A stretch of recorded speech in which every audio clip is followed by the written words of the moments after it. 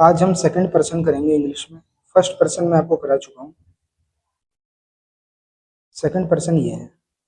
सबसे पहले इसमें आएगा सब्जेक्ट, फिर आएगा ऑब्जेक्ट, फिर आएगा पॉजेसिव, फिर आएगा रिफ्लेक्सिव।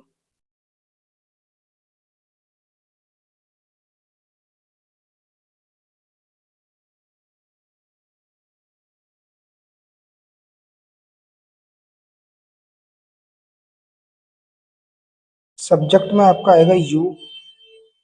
यू को हम बोलते हैं आप, और इसके साथ हमेशा लगता है आर।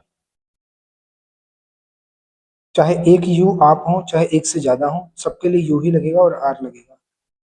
दूसरा है ऑब्जेक्ट। ऑब्जेक्ट में भी यू ही लगता है, लेकिन इन यू में और इस यू में बहुत फर्क है।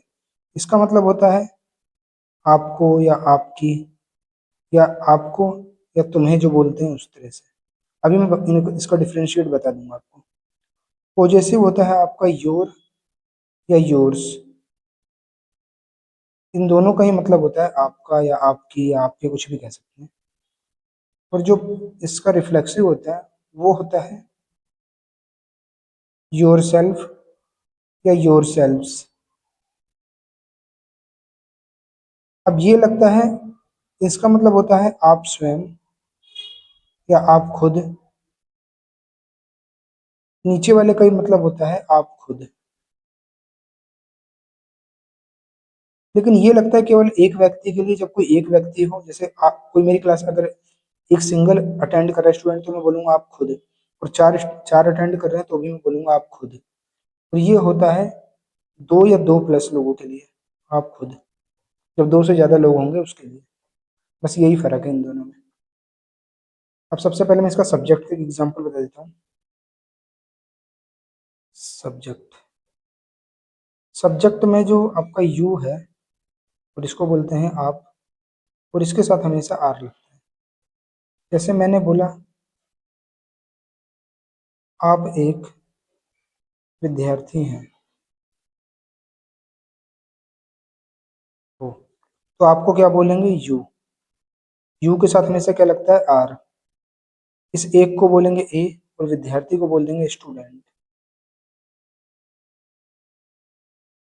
ये तो हो गया सब्जेक्ट। अगला है ऑब्जेक्ट। अब इसमें और इस यू में और इस यू में फर्क अभी बता देता हूँ। जब हमें सब्जेक्ट में यू को यूज करना हो, सब्जेक्ट में यू को, तो कैसे बनेगा? You help me. यहां पर ये यू जो है ये सब्जेक्ट हो गया। और इसी यू को जब मैं ऑब्जेक्ट में लिखूंगा, ऑब्जेक्ट को यू में, तो यहाँ कैसे बनेगा? I help you. यानी अंत में आए या बीच में आए तो ऑब्जेक्ट है, शुरू में आए तो सब्जेक्ट है। जब इसकी मीनिंग आप बने तो सब्जेक्ट है, जब इसकी मीनिंग बने तुम्हारी या आपकी, मैं आपकी हेल्प करता हूँ, तो ये ऑब्जेक्ट हो जाएगा। देखने में जबकि दोनों ही एक जैसा है, यू और यू। बट आपको इसके सेंटेंस के प्रयोग से समझना होगा कि सब्जेक्ट है या ऑब्जेक्ट है। ये तो हुई सब्जेक्ट की बात, और ऑब्जेक्ट की बात हो गई। अगला है पॉजेसिव।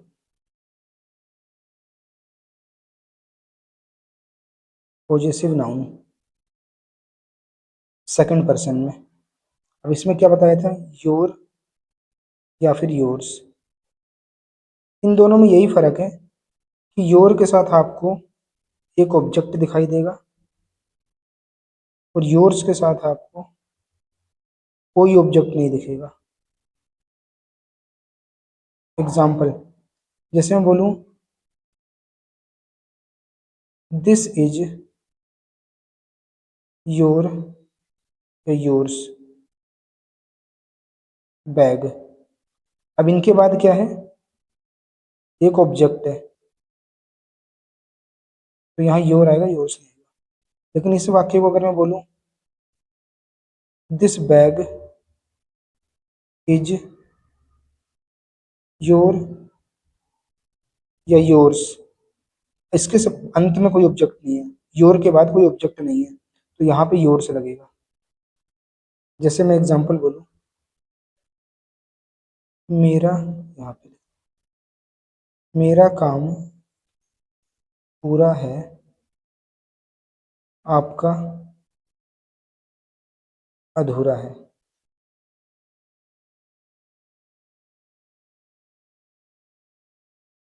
मेरा काम पूरा है, आपका अधूरा है। तो इसको कैसे बोलेंगे, माई टास्क इज कंप्लीट। लेकिन यहाँ पर क्या है, माई के साथ मेरे के साथ काम लिखा है, मेरा काम, माई टास्क।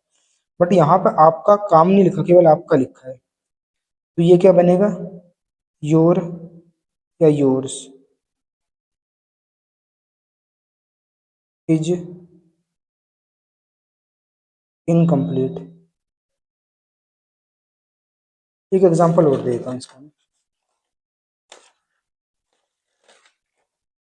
जैसे मैं बोलूँ, यह आपकी किताब है।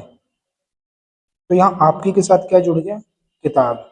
यानी यह है योर, और ये है प्लस में एक ऑब्जेक्ट। तो ऑटोमेटिक यहाँ क्या लगेगा, ऑटोमेटिक पता लगेगा योर लगेगा। तो कैसे बनेगा ये वाक्य, दिस इज योर बुक। लेकिन इसी वाक्य को अगर मैं घुमा कैसे बोल दूं, यह किताब आपकी है। तो यहाँ पे क्या है, यह के साथ किताब जुड़ गया और आपकी जो है वो अकेला रह गया। इसके बाद क्या था, इसके बाद आपको एक ऑब्जेक्ट दिख रहा था, बट इसके बाद क्या है, कुछ नहीं है। तो यहाँ पर क्या आना चाहिए, योर्स, क्योंकि इसके साथ क्या है, नो ऑब्जेक्ट, इसलिए यहाँ योर्स आएगा, यहाँ योर आएगा। जैसे कि मैं बोलूँ, दिस बुक इज योर या योर्स, तो अंत में योर्स ही आएगा, इस तरीके से। इसमें एक चीज और है भी, मैं बता देता हूँ। जैसे कि यू यानी आप, इसके साथ आए अपने, अपने, अपना या अपनी, अपने या अपनी, कुछ भी बोल सकते हैं, आए। तो इस अपने के लिए क्या लिखेंगे, योर। यानी अगर यू सब्जेक्ट हो, सब्जेक्ट के रूप में आए, और उसके साथ अपना लिखा हो, अपना या अपनी, तो इस अपना या अपनी के लिए योर लिखेंगे, बट सब्जेक्ट यू होना चाहिए। जैसे मैं बोलूं,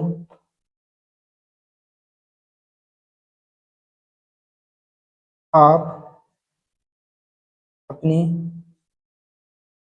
क्लास में हो, तो आपको क्या बोलेंगे, यू। यू के साथ क्या लगता है, आर। उसके बाद ये प्री पोजिशन है, ये हमेशा शुरू में आता है, इसको बोलते हैं इन। इन। फिर ये जो अपनी है, वो डिपेंड करेगा इस यू पर। यू है तो अपनी के लिए क्या लगेगा, योर, और ये आ जाएगा यहाँ क्लास, इस तरीके से। एक एग्जांपल और देख लो। जैसे हम बोले, आप अपने काम में व्यस्त हो, तो यहाँ क्या आएगा, यू। यू के साथ लगेगा आर, फिर आएगा ये बिजी। इंग्लिश में सेंटेंस रिवर्स चलता है, पहले बिजी आएगा, फिर इन आएगा, फिर योर वर्क आएगा, बिजी फिर आएगा, इसके लिए इन। इसको बोलते हैं प्रीपोजिशन, इन। फिर ये जो अपने हैं, वो इस पे निर्भर करके आएगा, योर। फिर ये हो जाएगा काम। ये भी मैंने बता दिया अपना कब लगेगा। अगला है रिफ्लेक्सिव।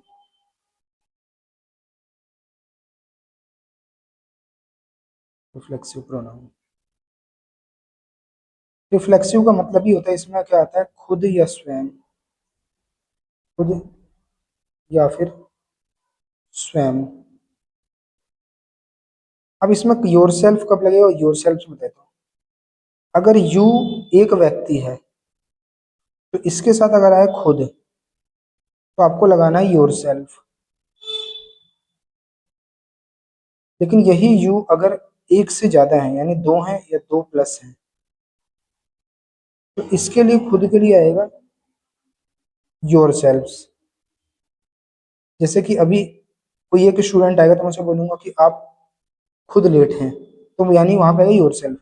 और एक से ज्यादा स्टूडेंट अगर क्लास अटेंड कर रहे होंगे, हम उनको बोलेंगे आप लोग खुद लेट हैं, तो वहां पे योर सेल्फ आएगा। यही फर्क है। एग्जाम्पल, एक और चीज, ये योर सेल्फ और योर सेल्फ्स हमेशा इज एम आर के बाद आता है। वैसे तो आर ही आएगा इसमें, तो हमेशा ही मान के चलिए आर के बाद आता है, आर के बाद आता है।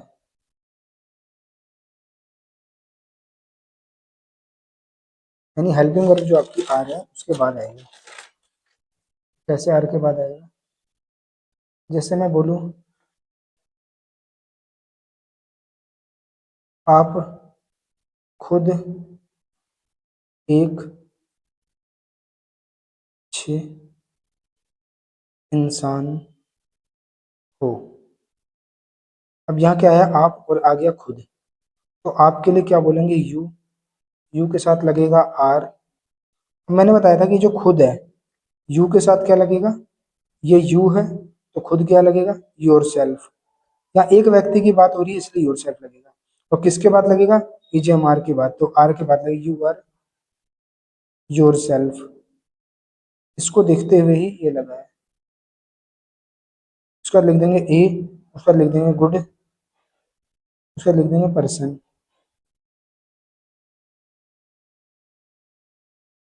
वैसे योर सेल्फ में जैसे बोला जाए आप खुद अच्छे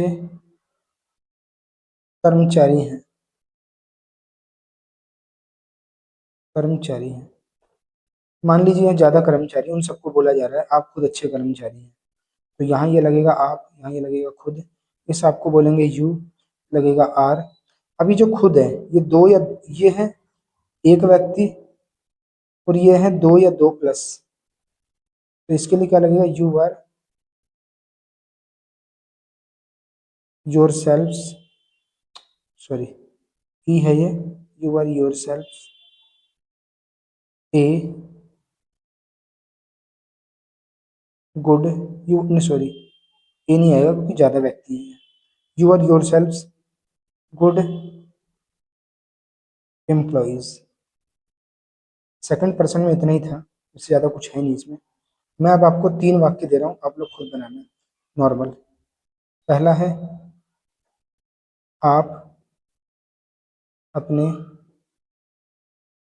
ऑफिस में हैं। दूसरा है आप खुद एक ईमानदार व्यक्ति हैं। तीसरा आपको लिखना है यह किताब आपकी है।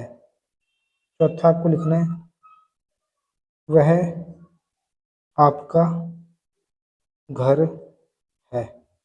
ये चारों सेंटेंस कैसे बनेंगे ये आप लोग मुझे लिख के कमेंट सेक्शन में बताइए, ये आपका टास्क है। इसके सारे रूल्स रेगुलेशंस कैसे इस्तेमाल होंगे मैंने पहले ही बता दिया है। उसको देखते हुए चारों को हल करना है और कमेंट में लिखना। किसी का कोई डाउट्स हो तो पूछ सकता है कमेंट में। बाकी ऐसी ही अच्छी वीडियो के लिए चैनल को सब्सक्राइब करें, लाइक करें और लोगों को भी शेयर करें, ताकि पूरे भारत में जिन लोगों को अंग्रेजी से समस्या है, हमारे जो पिछड़े राज्य हैं, पिछड़े बच्चे हैं, उनको कहीं ना कहीं ये सुविधाएं नहीं मिल पाती। तो कहीं ना कहीं छोटी छोटी चीज़ों से आपकी इंग्लिश बहुत सुधर सकती है। तो इसको फॉलो करें, इन चीज़ों को। किसी का कोई डाउट हो, कोई समस्या हो, आप इनसे पूछ सकते हैं। धन्यवाद।